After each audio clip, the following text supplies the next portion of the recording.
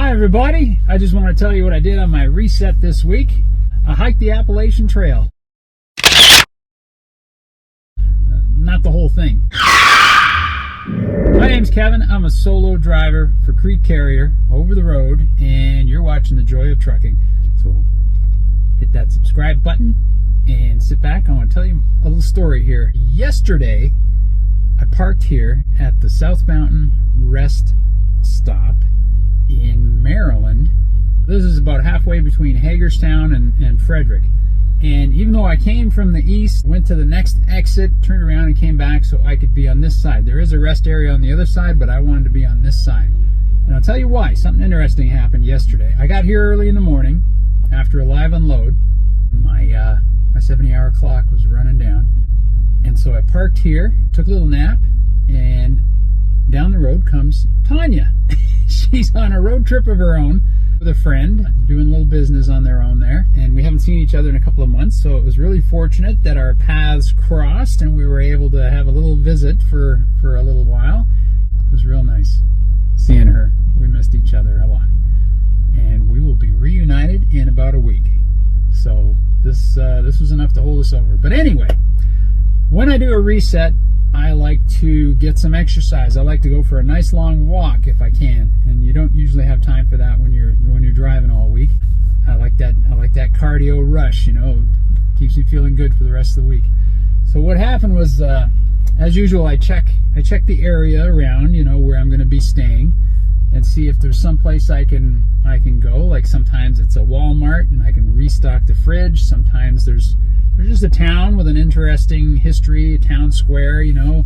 America's full of great places to go and see on foot. So I checked out this rest area here, and it turns out the Appalachian Trail runs right by here. 10-minute walk up a little dirt road over here behind the rest area, and you're on the Appalachian Trail, right where it intersects with the local road. So yesterday I took off after Tanya hit the road again. I took a little waltz down the trail.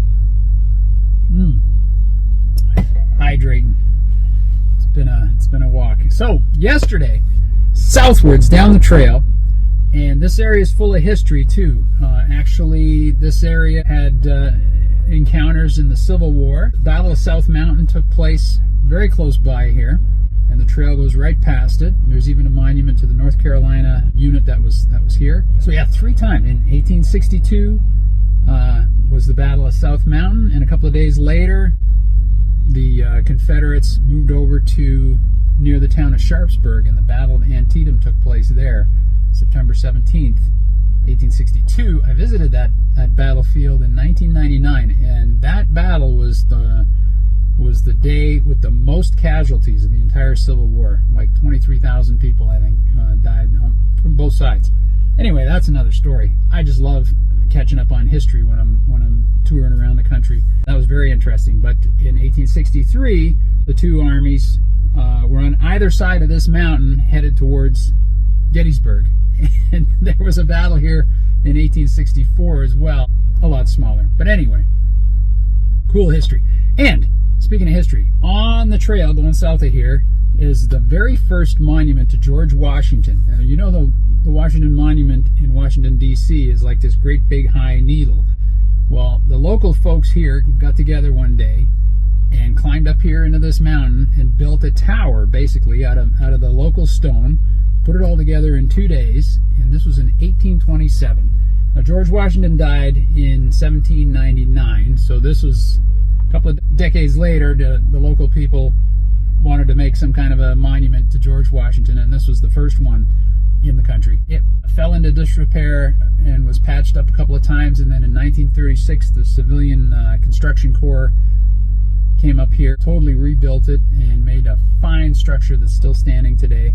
It's like a tower. It's got a stairway, a spiral stairway inside, and at the top you've got a little platform area, and you can see the view. It's just awesome. You can see really far, all the Maryland countryside. You can see in the one direction toward Hagerstown and the other direction towards Frederick. So yesterday's hike, just under 4 hours down the trail and back, and usually my walks are on level ground and, you know, sidewalks and pavement and stuff. This was bush. I love being in the forest, and the fall colors were magnificent. There was tons of acorns everywhere. The squirrels are going to get real fat around here this winter, I can tell you. Just peaceful, quiet, fresh air, and at this time of year the temperature is very mild. I was still in a t-shirt walking, you know, not too hot, no mosquitoes, perfect. And then well-deserved rest after that, and a big dinner, and then today I set out in the other direction. So a 10-minute walk up to the trailhead on the road, and then I headed north on the trail. Saw some interesting stuff there too. Nothing historical. So right over here, the Appalachian Trail goes over I-70 on this bridge. It's got like a fence over it and everything, and people have decorated it with padlocks. But you're standing there right on top of the interstate with trucks and cars passing underneath you and people honking and waving, whatever.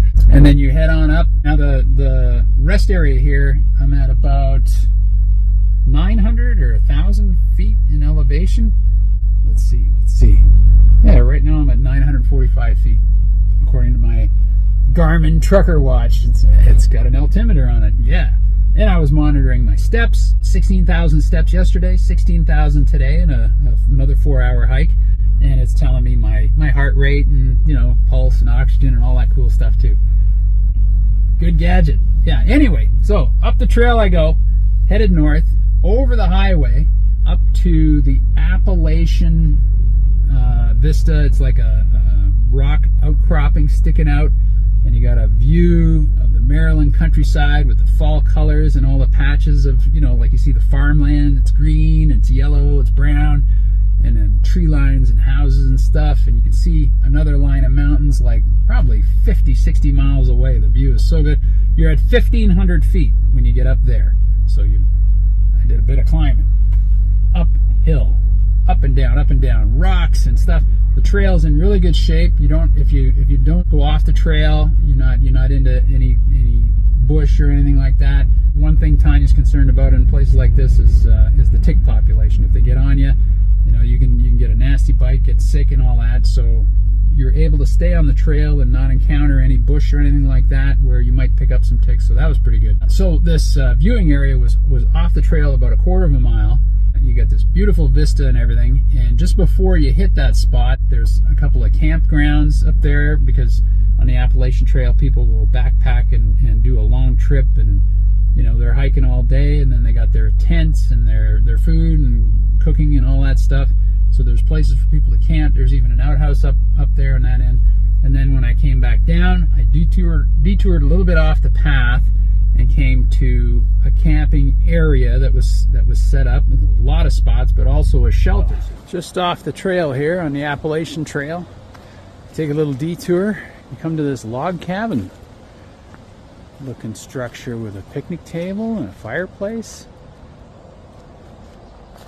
Looking down the trail. Up this way there's actually an outhouse if you want a little privacy. Let's see inside. It's completely open on the one side, but you got a wooden floor, a broom, a mailbox, even a sign with distances to nearby stuff. Backpackers only, one night only. Well, unless you're carrying a couple of gallons of water, you're not going to be able to stay much longer. Here's a little table for doing your cooking.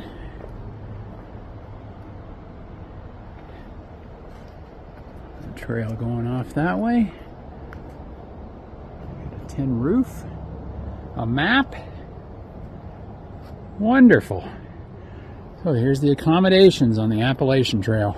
I think the one down the trail a couple hours, you even got a shower. Very nice. Got back down here to the truck. Like I said, almost a 4-hour walk, so my legs are kind of tired and sore right now, and I'm pretty hungry too. So it's time for hydrating and filling my stomach, and I'll get a little bit of rest, and then I'll be pulling out of here in a few hours, and my reset will be done. Check it out. If you're on the road, you're OTR, and you find yourself with resets, check out the area that you're in and see what there is to see. You know, it's a big country and there's a lot to see, and why not enjoy it, man? If you're at home and you want to go on a road trip and see some of the country, you'd have to take time off work and you'd have to spend money driving and find accommodations and all that stuff. Hey, we're paid to travel all over the country, so check it out, see what's around when you're down, getting your rest. All right, here's to you. I want to thank you for watching. Give us a thumbs up. Put some comments down below. I'd like to know what you guys do on your resets and some of the cool stuff you've seen out there. Hit the subscribe button, ring the notification bell, and we'll see you down the road. Bye for now.